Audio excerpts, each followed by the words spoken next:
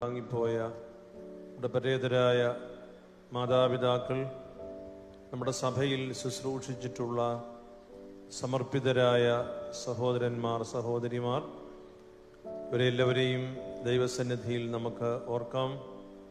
ധന്യന്മാർ ഇവാനിയോസ് പിതാവിനോട് ചേർന്ന് നിന്ന ആദ്യകാലങ്ങളിൽ പിതാവിനോടൊപ്പം നിന്ന് ശുശ്രൂഷിച്ച പുനരൈക്യ പ്രസ്ഥാനത്തിന് ജീവൻ നൽകി അതിനെ ബലപ്പെടുത്തിയ പരേതരായ നമ്മുടെ എല്ലാ മാതാപിതാക്കളെയും സഹോദരങ്ങളെയും സമർപ്പിതരെയും ഈ സമയം നമുക്ക് ഓർത്ത് പ്രാർത്ഥിക്കാം.